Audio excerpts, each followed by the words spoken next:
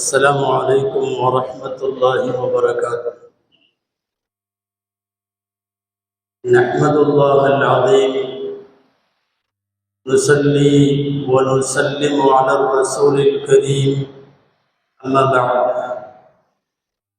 فقد قال الله سبحانه وتعالى في كلامه القديم والفرقان الحميد: أعوذ بالله من الشيطان الرجيم، بسم الله الرحمن الرحيم. ومن أظلم ممن منع مساجد الله أن يذكر فيها اسمه وسعى في خرابها أولئك ما كان لهم أن يدخلوها إلا خائفين لهم في الدنيا خزي ولهم في الآخرة عذاب عظيم. صدق الله العظيم. எல்லா புகழும் அல்லாஹு ஜல்ல ஷானஹு தஆலா ஒருவனுக்கே உரித்தாகும்.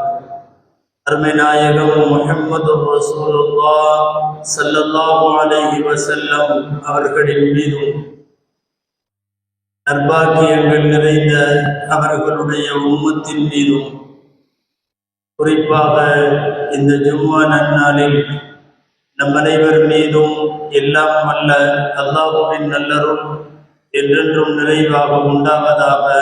ஆமீன். அல்லாஹு ஜல்ல ஷானஹு தஆலா உலகம் முழுக்க அவனை வணங்கி வழிபடுவதற்காக வேண்டி அவன் இறை இல்லங்களை, மஸ்ஜிதுகளை உருவாக்குகிறான். பள்ளிவாசல்கள் என்பது இஸ்லாமிய உலகத்தினுடைய அடையாளம். பள்ளிவாசல் என்பது இஸ்லாத்தினுடைய நினைவு சின்னம். பள்ளிவாசல்கள் என்பது பூமியிலே அல்லாஹ்வுக்கு மிகவும் பிடித்தமான இடம். பள்ளிவாசல்கள் என்பது இந்த உலகத்தில் நபிமார்கள் முன்னின்று நடத்தி கட்டி முடித்து நிர்வகித்து முஸ்லிம் சமுதாயத்திற்கென்று இறைவனுக்காக வக்ஃப் செய்யப்பட்ட அல்லாஹ்வினுடைய வீடுகள், இல்லங்கள் என்று அழைக்கப்படுவதுதான் பள்ளிவாசல்கள். அன்பானவர்களே, உலகம் முழுக்க பள்ளிவாசல்கள் கோடிக்கணக்கில் இருக்கிறது. காலம் செல்ல செல்ல அறிவியல் வளர்ந்து வரும் உலகத்தில் கூட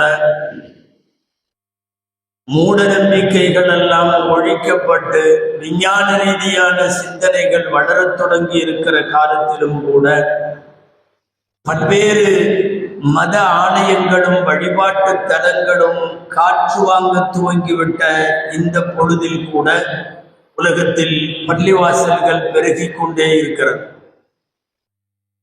ஒவ்வொரு நாளும் உலகத்தில் ஏதாவது ஒரு மூலையில் ஒரு பள்ளிவாசல் ஒன்று புதிதாய் கட்டப்படுகிறது, இடம் வாங்கப்படுகிறது, விஸ்தீரணம் செய்யப்படுகிறது, விரிவாக்கம் செய்யப்படுகிறது. பழைய பள்ளிவாசலை இடித்து புதுப்பித்து புனரமைப்பு பணிகள் நடைபெறுகிறது. மொத்தத்தில் உலகம் முழுக்க பள்ளிவாசல்களின் பெருக்கமும் அதனுடைய எண்ணிக்கை அதிகமாகுவதும் இன்றளவும் நடந்து கொண்டிருக்கிறது. அந்த அடிப்படையில் உலகத்திலே ஏராளமான நாடுகளில் வசிக்கிற முஸ்லிம்களின் தேவைகளுக்கு ஏற்ப புதிதாய் பள்ளிவாசல்கள் உருவாகி கொண்டிருக்கிறது. அந்த அடிப்படையில் இந்தியாவில் லட்சக்கணக்கான மஸ்ஜிதுகள், உலகத்திலேயே முஸ்லிம்கள் அதிகம் வாழுகிற நாடு என்று சொல்லப்படுகிற இந்தோனேசியாவிலே சுமார் 7.5 லட்சம் பள்ளிவாசல்கள் அந்த நாட்டிலே இருக்கிறது. உலகத்தில் அந்த நாட்டுக்கு அடுத்தபடியாக அகில உலக அளவில் பள்ளிவாசல்கள் அதிகமாக இருக்கிற எண்ணிக்கையில் இந்தியா 2வது இடம். 6 லட்சம் பள்ளிவாசல்களை இந்தியாவிலே நாம் தாண்டி இருக்கிறோம். முஸ்லிம் நாடு என்று சொல்லப்படக்கூடிய அதிகமாக முஸ்லிம்கள் வசிக்கிற பாகிஸ்தானிலே கூட 3 லட்சம் பள்ளிவாசல்கள் தான். அதை விட டபுள் மடங்கு இந்தியாவிலே 6 லட்சத்திற்கும் மேற்பட்ட பள்ளிவாசல்கள் சமீபத்திய கணக்கெடுப்புப்படி. முஸ்லிம்கள் அதிகம் அரபு நாடுகளில் வாழுகிறார்கள் என்று சொல்லப்படுகிற சூழலில் அதிக முஸ்லிம்கள் வாழுகிற அரபு நாடு எகிப்து நாடு. அந்த எகிப்து நாட்டிலே கூட 1.5 லட்சம் பள்ளிவாசல்கள் தான் இருக்கிறது. இந்தியாவிலே இருக்கிற பள்ளிவாசல்கள் மிகவும் பிரம்மாண்டமானவை, பூர்வீகமானவை, வரலாற்று நினைவு சின்னங்களாகவும் புனித அடையாளங்களாகவும் பாதுகாக்கப்படுகிற பிரம்மாண்டமான பள்ளிவாசல்கள் பெருகிக் கொண்டே இருக்கிறது உலகமெல்லாம். 1923 வரைக்கும் அமெரிக்காவிலே பள்ளிவாசல்கள் இல்லை. அமெரிக்காவினுடைய வரலாறு பள்ளிவாசலே கிடையாது. 1920களிலே முதல் பள்ளியை காணுகிற அமெரிக்காவில் சுமார் 80 ஆண்டுகளுக்கு பின்னாலே இன்றைக்கு ஆயிரக்கணக்கில் பள்ளிவாசல்கள். இது ஏதோ வருஷத்துக்கு 1-2 என்று போகிற வீதம் அல்ல. ஆயிரக்கணக்கான பள்ளிவாசல்கள் 80 வருஷத்தில் உருவாக வேண்டும் என்றால் ரொம்ப உச்சகட்டமாக உலகத்தில் பிரிட்டன் இப்போது வரைக்கும் வாரந்தோறும் ஒரு பள்ளிவாசல் உருவாகி கொண்டே இருக்கிறது. நம்புவதற்கு சிரமமாக இருக்கலாம். வெகு சீக்கிரத்தில் இஸ்லாமிய நாடாக கூட மாறக்கூடும் என்று அங்கே இருக்கிற ஆட்சியாளர்களே அஞ்சுகிற அளவுக்கு இஸ்லாமிக் எண்ணிக்கையும் வேகமாய் பரவுகிறது. மறுபக்கம் பள்ளிவாசல்கள் எண்ணிக்கையும் பெருகிக் கொண்டே போகிறது. வாரந்தோறும் புதிதாய் சேருகிற முஸ்லிம்களின் விகிதாச்சாரத்திற்கு ஏற்ப ஆங்காங்கே பல்வேறு பகுதிகளில் நேரடியாக பள்ளிவாசல் என்று பெயர் வைக்காவிட்டாலும் இஸ்லாமிக் கன்வென்ஷன் சென்டர் என்கிற அடிப்படையில், இஸ்லாமிக் ஸ்கூலுகள் என்கிற அடிப்படையில் எல்லா இடத்திலும் பள்ளிவாசலை கொண்டு வந்து கொண்டே இருக்கிறார்கள். பள்ளிவாசல்களுக்கு இருக்கிற பாரம்பரியமும் அதனுடைய மாண்பும் மரியாதையும் இஸ்லாத்தில் பெண்ணை நோக்கி வளர்ந்திருக்கிற அந்த மினாராக்களுக்கு கீழே இருக்கிற தொடுமிடங்களுக்கான மரியாதை மிகவும் பெரியது. அதனால் தான் பள்ளிவாசல்கள் கட்டுவதற்கு கூட இங்கே நிபந்தனைகள் இருக்கிறது. சும்மா ஏனோதானோ என்று பள்ளிவாசல் கட்டிவிட முடியாது. அடுத்தவர்களுக்கு சொந்தமான, அவர்களுக்கு உரிமையான இடத்தில் முழுக்க பள்ளிவாசல் அமைய முடியாது. ஆக்கிரமிப்பு செய்து ஒரு இடத்தில் பள்ளிவாசல் கட்டுவது, பள்ளிவாசல் கட்டுவதற்கான அனுமதியே அங்கே கிடையாது. ஆக்கிரமிப்பு நிலங்களில் பள்ளிவாசல் அமைய முடியாது.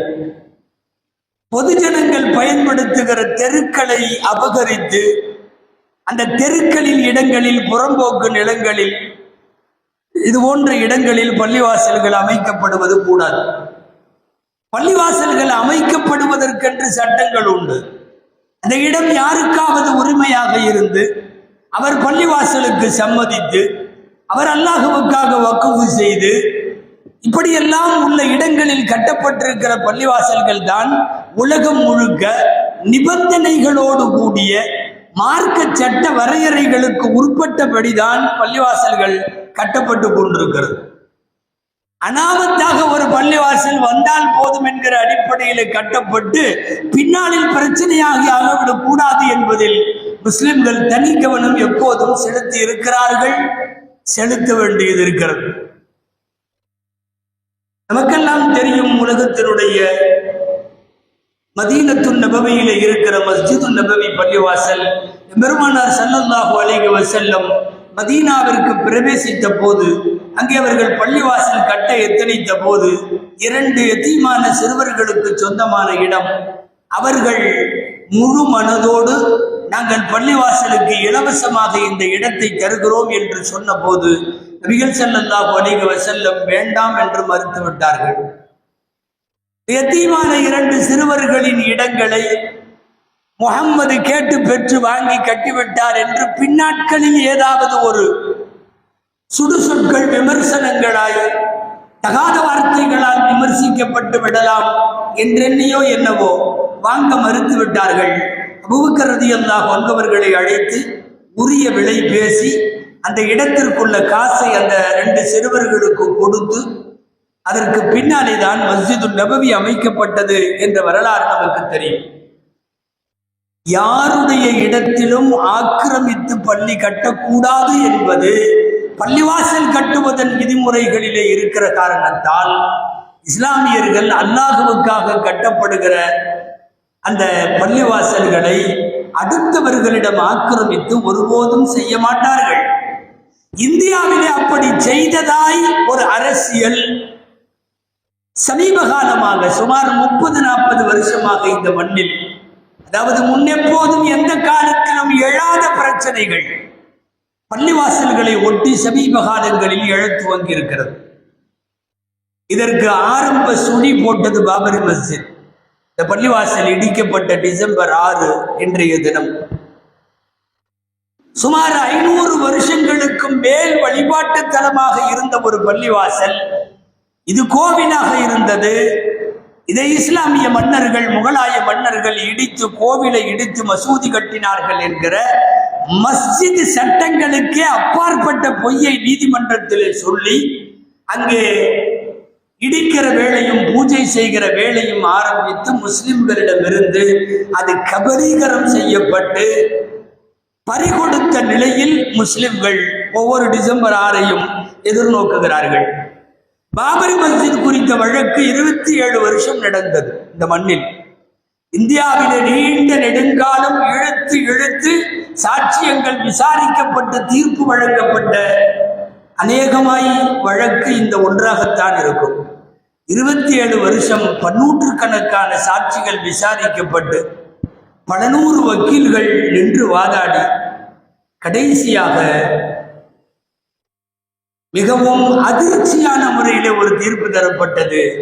நாங்கள் பாபரி மஸ்ஜித் விஷயத்தில் கான்ஸ்டிடியூஷன் படி தீர்ப்பு தரவில்லை, அரசியலமைப்பு சட்டத்தின் பிரகாரம் தீர்ப்பு தரவில்லை, இந்த நாட்டில் வாழுகிற பெரும்பான்மை மக்களின் மனசாட்சிப்படி இந்த பள்ளியை நாங்கள் எடுத்துக்கொள்ளுகிறோம் என்று உலக வரலாற்றில் எந்த நாட்டிலும் இல்லாத ஒரு விசித்திர தீர்ப்பை இந்த நாட்டிலே வழங்கினார்கள். அதையும் எந்த முன்னிலே வேள்வாய்ச்சுவது போல் முஸ்லிம் சமுதாயம் ஒரு ஆறாத வடுவாக தாங்கி ஏற்றுக்கொண்டது. தீர்ப்பு வருவதற்கு முன்னாலே இப்படித்தான் தீர்ப்பு தர வேண்டும் என்கிற நிர்பந்தம் இந்த நாட்டிலே ஏற்படுத்தப்பட்டது. ஒருவேளை அந்த பள்ளிவாசல் ராமஜென்ம பூமி தான் என்று தீர்ப்பு தராவிட்டால் இந்த நாட்டில் நடப்பது வேறு என்று பேசினார்கள். போகிற போக்கில் யார் யாரோ பேசுவதல்ல, நாட்டின் உயர் பதவிகளை அலங்கரித்தவர்கள் அந்த சீட்ல உட்கார்ந்து பேசினாங்க. நல்லா சொல்றதுன்னா கேபினெட் மினிஸ்டர்ஸ் கூட பேசினார்கள். கேபினெட் அந்தஸ்தில் உள்ள மினிஸ்டர்கள் தீர்ப்பு வருவதற்கு சில நாட்களுக்கு முன்னாலே கூட அப்படிப்பட்ட வார்த்தைகளை பேசினார்கள். ஒருவேளை தீர்ப்பு தராவிட்டால் என்கிற தொனியிலே உள்ள மிரட்டல் அது. राम मंदिर की तामीर बाहमी रजामंदी से नहीं हुई तो ताकत की जोर से होगी. ஒரு மூத்த கேபினெட் அமைச்சர் தீர்ப்பு வருவதற்கு முன்னாலே பேசிய வார்த்தை. ராமஜென்ம பூமி என்பது மனப்பொருத்தத்தோடு வழங்கப்படவில்லை என்றால் தாக்கத் கி ஜோர் சே ஹோகி, சக்தியை திரட்டி நாங்கள் அதை கட்டுவோம். அதாவது நீ எப்படி தீர்ப்பு கொடுத்தாலும் நாங்கள் முடிவு செய்து விட்டோம் என்று அதற்கு பொருள். அதற்கு பிறகு வந்த தீர்ப்பும் அப்படியே வந்தது. உங்களுக்கெல்லாம் தெரியும், அது ஒரு விசித்திரமான தீர்ப்பு. மஸ்ஜிதை இடித்தது குற்றம், ஒத்துக்கொண்டார்கள். இரண்டாவது வார்த்தை, மஸ்ஜிதுக்கு கீழே கோவில் இருந்ததற்கான எந்த அடையாளமும் நிரூபிக்கப்படவில்லை, ஒத்துக்கொண்டார்கள். எல்லாம் ஒத்துக்கொண்டு விட்டு இருந்தாலும் நாங்களே எடுத்துக்கொள்கிறோம், உங்களுக்கு இல்லை. இது என்ன அடிப்படை? கான்ஸ்டிடியூஷன் அல்ல, இது மனசாட்சி. ஒட்டுமொத்த இந்தியாவிலே வாழுகிற பெரும்பான்மை மக்களின் மனசாட்சிப்படி நாங்கள் இந்த தீர்ப்பு சொல்லுகிறோம் என்று சொன்ன போது உலகம் சிரிக்கிற தீர்ப்பாய், இந்த நாட்டிலே இருக்கிற சிறுபான்மை மக்களை உச்சகட்டமாக வதைக்கிற தீர்ப்பாய் அந்த தீர்ப்பு அமைந்தது. அன்னைக்கு அனுமதித்த நீதிபதிகள் காலங்களால் அவர்கள் நிச்சயமாக யோசிக்க வேண்டும். அன்னைக்கு போடப்பட்ட ஆரம்ப சுழி இன்று வரை தொடர்கிறது. நினைத்தவனெல்லாம், நினைத்த மஸ்ஜிதுகளை எல்லாம் இது கோவிலாக இருந்தது என்று வழக்கு தொடர ஆரம்பித்தார்கள். அயோத்தி முடிந்த உடனேயே, ஏன் முன்னாலேயே சொன்னார்கள், காசியும் இப்படித்தான், மதுராவும் இப்படித்தான் என்று வரிசையாக பள்ளிவாசலை சொன்னார்கள். அவர்கள் பட்டியலிலே 3000 மஸ்ஜித் இருக்கிறது. 3000 மஸ்ஜிதும் சுமார் 300-400 வருஷங்களாக மிகப்பெரிய அளவில் வரலாற்று பாரம்பரியம் கொண்ட பள்ளிவாசல்கள். அந்த பள்ளிவாசல்கள் அனைத்துமே கோவில்கள் தான். நாங்கள் வழக்கு தொடருவோம் என்று இந்தியா நீதிமன்றங்கள் ஃபுல்லா இப்போ ஏகப்பட்ட மசூதிகள், கோவில்கள் ஆய்வு செய்து தொல்லியல் துறை மூலமாக, ஆர்கிடெக்டுகள் அந்த குழு மூலமாக ஆய்வு செய்து இது நிரூபிக்கப்பட வேண்டும் என்கிற வழக்கு எல்லா பக்கம் இருக்கிறது. அதனுடைய நீட்சி நிறைய வருகிறது. இப்போதும் நீதிமன்றத்தில் நிலுவையில் இருக்கிற போன வருஷம் 2023 ஞானவாபி பள்ளிவாசலை அவுரங்கசீப் அதை கோவிலாக இருந்ததை இடித்து பள்ளி கட்டினார் என்ற ஒரு புனைவு என்கிற ஒரு புனையப்பட்ட வழக்கு நீதிமன்றத்தில் இருக்கிறது. இப்போது கடந்த வாரம் வரை யூபியிலே இப்படிப்பட்ட நிகழ்ச்சிகளும் அதை ஒட்டிய கலவரங்களும் படுகொலைகளிலும் நாம் பார்க்கிறோம். கடைசியாக இந்த வாரத்தில் அஜ்மீர் தர்கா கூட கோவில் தான் என்று கொண்டு போய் வழக்கை வைத்திருக்கிறார்கள். இது தொடரும். அவர்களை பொறுத்தவரை 3000 மஸ்ஜிதுகளை கோவில்கள் என்று நீதிமன்றங்களில் எப்படி தீர்ப்பு பெறுவார்களோ அவர்கள் தயார் நிலையிலேயே இருக்கிறார்கள். இதுக்கெல்லாம் ஆரம்ப சுழி போட்டது பாபரி மஸ்ஜித். இந்த டிசம்பர் 6 இன்றைய தினம். அதை நினைக்கிற போதெல்லாம் இந்தியாவில் இருக்கிற வழிபாட்டு தலங்களுக்கு பாதுகாப்பு இனிமேல் இருக்காது என்கிற ஒரு புதிய மத வெறி அத்தியாயத்தை உருவாக்கியது ஆரம்பத்திலே பாபரி மஸ்ஜித் தான். எந்த அடிப்படையில் நீதிமன்றங்கள் போய் வழக்கு கொடுத்த உன்ன தோண்ட சொல்றாங்கன்னு தெரியல. இது மசூதி அல்ல, இது கோவில் தான். வழக்கு போடுவாங்க. போட்ட அடுத்த 1 மணி நேரத்தில் ஆய்வு செய்யுங்கள் அப்படின்னு தீர்ப்பு வருகிறது. 1991 இந்தியாவிலே நிறைவேற்றப்பட்ட மிக முக்கியமான வழிபாட்டு தலங்கள் பாதுகாப்பு சட்டம்னு ஒரு சட்டம். எல்லா வழிபாட்டு தலங்களுக்கும், அது கோவில்களானாலும் கிறிஸ்தவ தேவாலயங்களானாலும் மஸ்ஜிதுகளானாலும் எல்லாத்துக்கும் பொருந்தும். என்னன்னா 47 நாடு சுதந்திரம் பெறுகிற போது யார் யார்கிட்ட எது கைவசம் இருந்ததோ அது அப்படியே தொடரும். 47 ஒரு இடம் பள்ளிவாசல் என்றால் அது பள்ளிவாசல் தான். அதுக்கு பிறகு அது கோவிலும் அல்ல, தேவாலயம் அல்ல. 47 சுதந்திரம் பெறுகிற போது ஒரு இடம் சர்ச் என்று சொன்னால் அது சர்ச் தான். அது இனிமேல் மசூதியாக முடியாது, கோவிலாக முடியாது. 47 சுதந்திரம் பெறுகிற போது யார் யாரிடம் என்னென்ன வழிபாட்டுத்தனம் கையில இருந்ததோ அந்த நிலை தொடரும் என்கிற அந்த பாதுகாப்பை, வேடிக்கை என்னன்னா இதை மீறுறது தனி மனிதர்கள் அல்ல, நீதிமன்றமே மீறுது. நீதிமன்றமே மீறுகிறது. போய் யாராவது ஒருத்தர் இந்த மசூதி அல்லது இந்த சர்ச் இது கோவில் என்று வழக்கு தொடுத்தால் தொடுத்த உடனே மாறுகிறது, காட்சிகள் மாறுகிறது, ஆய்வுக்கு உத்தரவிடுகிறார்கள். அப்பன்னா 91 வழிபாட்டுத்தர பாதுகாப்பு சட்டம்ங்கிறது அர்த்தம் இல்லாதவெல்லாம் இருக்குது.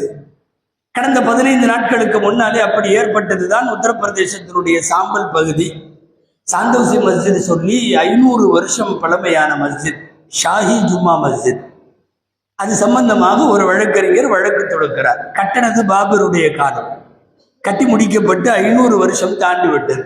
உத்தரப்பிரதேசனுடைய கவர்மெண்ட் கெசட்ல இது புராதனமான வரலாற்று சின்னம், இது மசூதின்னு தான் கெசட்ல இருக்கு. அதாவது ஹெரிட்டேஜ்ல பாரம்பரிய சின்னங்களை பாதுகாக்கிற இதுல அந்த பள்ளிவாசலிடம் இடம் பெற்றிருக்கிறது. இதுல என்னன்னா இப்ப 15 நாளைக்கு முன்னாடி ஒரு நவம்பர் 19 ஒரு குறிப்பிட்ட மதவாத அமைப்பை சார்ந்த யாரோ ஒரு வழக்கறிஞர் வழக்கு தொடுக்கிறார். 19 காலையில 10 மணிக்கு வழக்கு வருகிறது. என்ன வழக்கு தெரியுமா? இது ஜாமியா மஸ்ஜித், ஷாஹி ஜாமியா மஸ்ஜித்.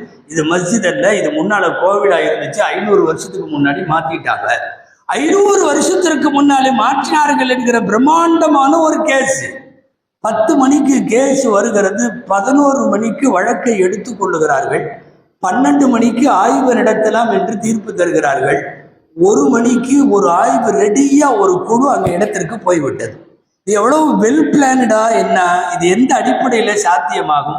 நீங்களோ நானோ ஒரு வீட்டை கொண்டு போய் 600 ஸ்கொயர் ஃபீட் வீடு, இது எனக்கு சேர்ந்தது உனக்கு சேர்ந்ததுன்னு நம்ம சண்டை போட்டாவே அது விசாரணைக்கு அது ஆய்வுக்கு போய் எவ்வளவு காலமாகும்? 10 மணிக்கு வழக்கு வருகிறது. இது பள்ளிவாசல் அல்ல, கோவில். 11 மணிக்கு விசாரணைக்கு உத்தரவிடப்படுகிறது. அடுத்த ஒரு சில மணி நேரங்களில் பள்ளிவாசலிலே ஒரு குழு போய் நாங்கள் தோண்டி பார்க்கிறோம் என்று ஆய்வுக்கு இறங்குகிறார்கள். தீர்ப்பு வழங்கிய 5வது நாள் 24 ஒரு பெரிய குரூப் போகுது.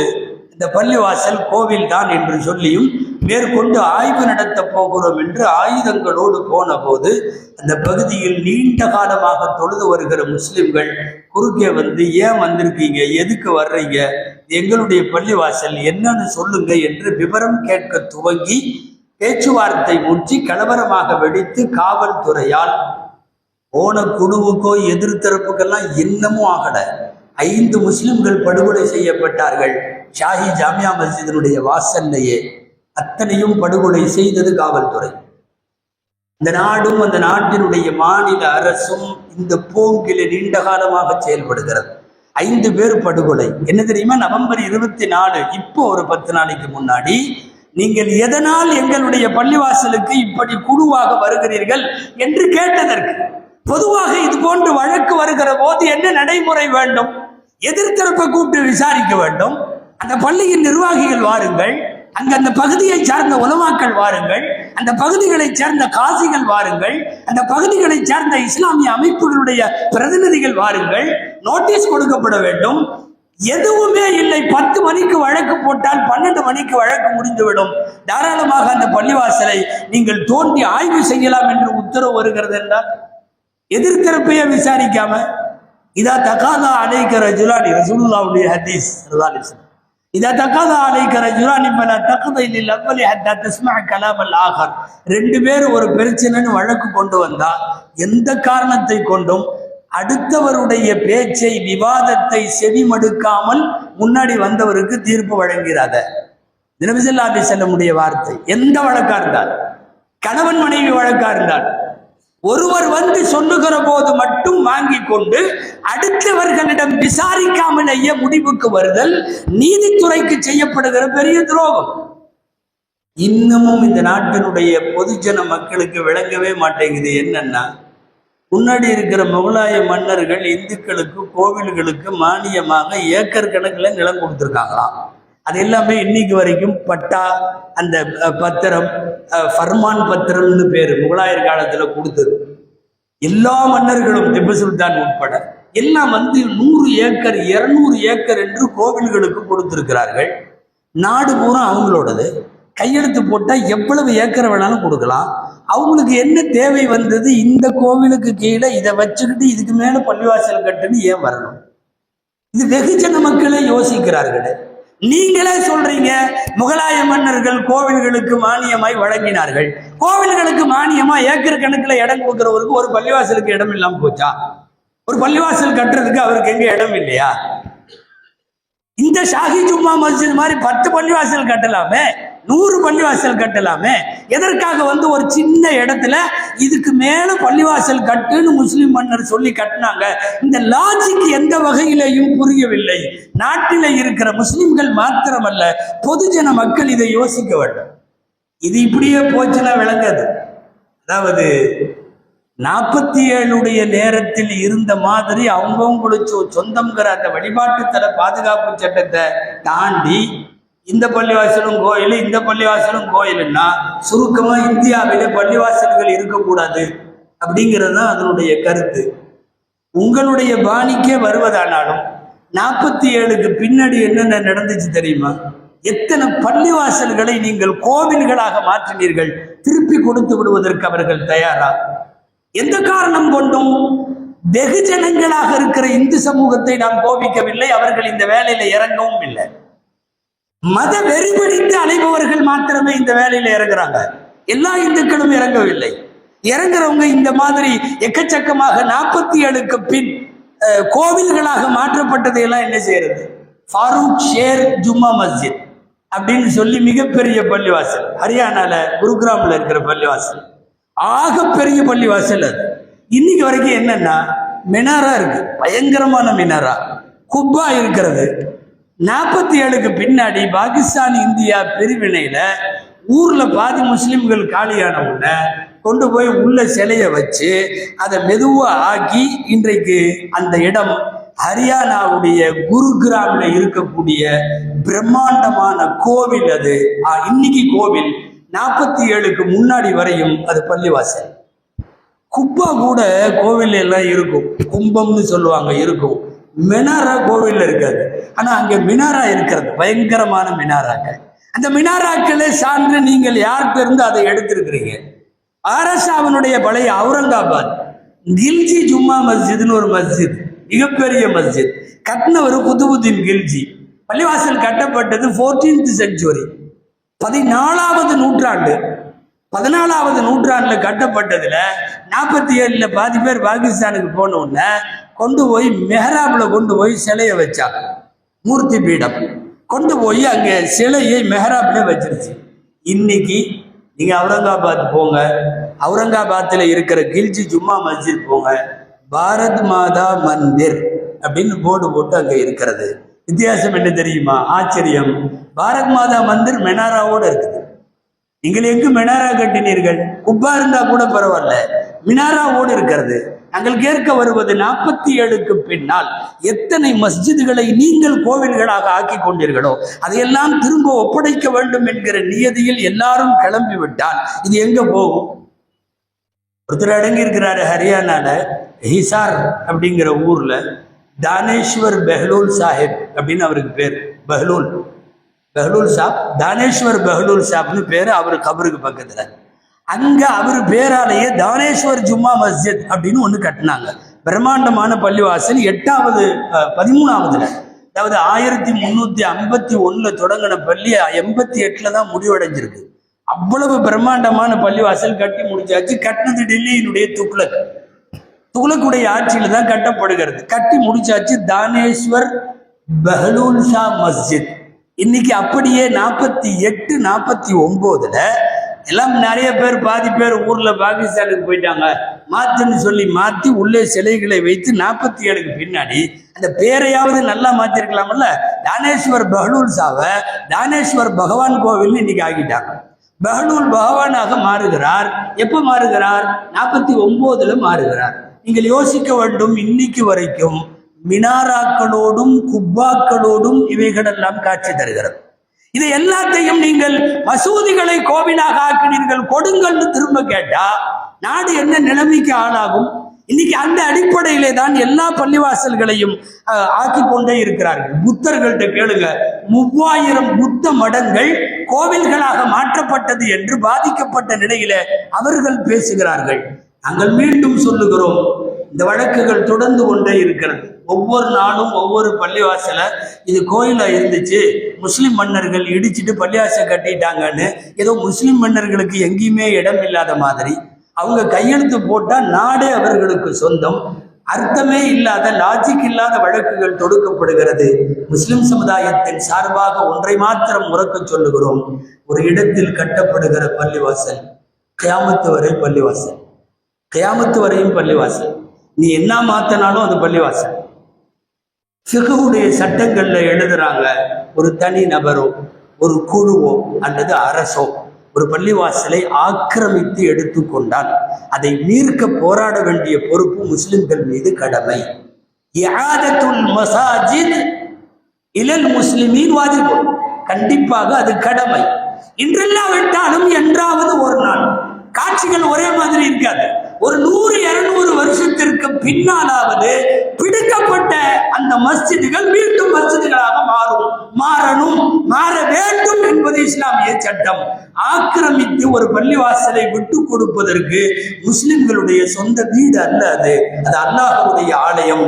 ரப்பிடத்தில் மிகவும் மோசமாக தாக்கப்படுகிற போது, ஆக்கிரமிப்புகளுக்கு ஆளாகிற போது நபிமார்கள் கற்றுத்தந்த ஹஸ்புனல்லாஹு வ நிஅமல் வக்கீல், எங்களுக்கு அல்லாஹ் போதுமானவன், எங்கள் காரியத்திற்கு அவனே பொறுப்பு என்று அல்லாஹ்விடத்தில் ஒப்படைத்து ஹஸ்புனல்லாஹு வ நிஅமல் வக்கீல் என்று சொல்லுவோம். அல்லாஹ் இன்றில்லாவிட்டாலும் என்றாவது ஒரு நாள் இழந்த மஸ்ஜிதுகளை அல்லாஹ் முஸ்லிம் சமுதாயத்திற்கு மீட்டு தருவானாக. அத்தகைய ஒரு சூழலை அல்லாஹ் இந்த மண்ணிலே ஏற்படுத்தி தருவானாக. ஆமீன்.